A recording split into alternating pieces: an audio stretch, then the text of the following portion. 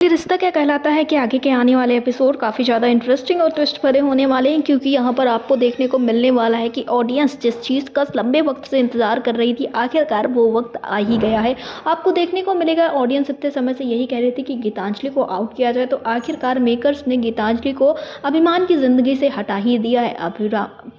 अभीरा और अरमान जो हैं वो अब एक होने वाले हैं, क्योंकि यहाँ पर आपको देखने को मिलेगा कि एक प्लानिंग के तहत जो गीतांजलि है वो मायरा और अभीरा को ले जाती है जान से मारने के लिए, लेकिन उस वक्त पर पहाड़ी पे पहुंच जाता है अरमान, और यहाँ पर अरमान जो है वो तीनों को बचाने की कोशिश करता है। लेकिन एक्सीडेंट में ऐसा कुछ होता है कि जो अभीरा और मायरा है उनको तो गीतांजलि जो है वो फंसाने के चक्कर में थी, लेकिन उन सारी प्लान में गीतांजलि खुद फंस जाती है, क्योंकि मायरा और अभीरा को तो अरमान बचा लेता है लेकिन गीतांजलि को नहीं बचा पाता है। जिसके बाद आपको देखने को मिलेगा कि यहाँ पर अब शो में दिखाया जाएगा कि गीतांजलि की मौत हो चुकी है, और आखिरकार अब गीतांजलि के मौत का इल्ज़ाम किसके ऊपर लगेगा, यह सबसे बड़ा सवाल यहाँ पर खड़ा होता है। क्योंकि एक तरफ जहाँ अभीरा, अरमान, मायरा, गीतांजलि सब एक जगह पर थे, तो वहीं पर अब अभीरा और मायरा तो ठीक ठाक है, लेकिन यहाँ पर गीतांजलि की हो चुकी है मौत। तो क्या गीतांजलि की मौत का एक बार फिर से इल्ज़ाम लगेगा अभीरा के ऊपर? फिलहाल तो अरमान की आंखों देखा सब कुछ है, लेकिन क्या विद्या आसानी से मान जाएगी कि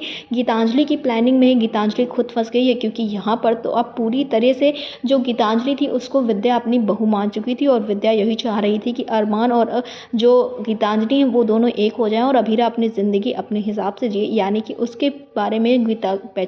उसके बारे में विद्या को कोई भी फ़र्क नहीं पड़ रहा था। लेकिन आपको देखने को मिलेगा कि अब जहां अरमान, मायरा, अभीरा, दादी सास सब लोग ठीक हैं, लेकिन यहाँ पर गीतांजलि की मौत हो गई है। फिलहाल तो लोग कह रहे हैं गीतांजलि को उसके कर्मों की सज़ा मिली है, क्योंकि यहाँ पर गीतांजलि भी बहुत ज़्यादा नाटक कर रही थी, बार बार अभीरा को दुख पहुंचा रही थी, तो ऐसे में और फिर उसने खुद अभीरा और मायरा को मारने का प्लान किया था, उसको रास्ते से हटाने का प्लान किया था, तो ऐसे में वो खुद ही अपने प्लान में फंस गई है। तो उसके साथ कुछ ऐसा गलत नहीं हुआ है। अब देखना ये होगा कि आखिरकार विद्या का रिएक्शन क्या होता है। क्या विद्या अभीरा को अपनी बहू के रूप में मान लेगी, या फिर वो चलेगी कोई नई चाल, या फिर वो अभीरा को करेगी और परेशान? आपको क्या लगता है, हमें कॉमेंट बॉक्स में ज़रूर बताएं। और सीरियल ये रिश्ता क्या कहलाता है से जुड़े ऐसे ही लेटेस्ट अपडेट्स के लिए हमारे चैनल को सब्सक्राइब करें, वीडियो को लाइक करें और शेयर करें।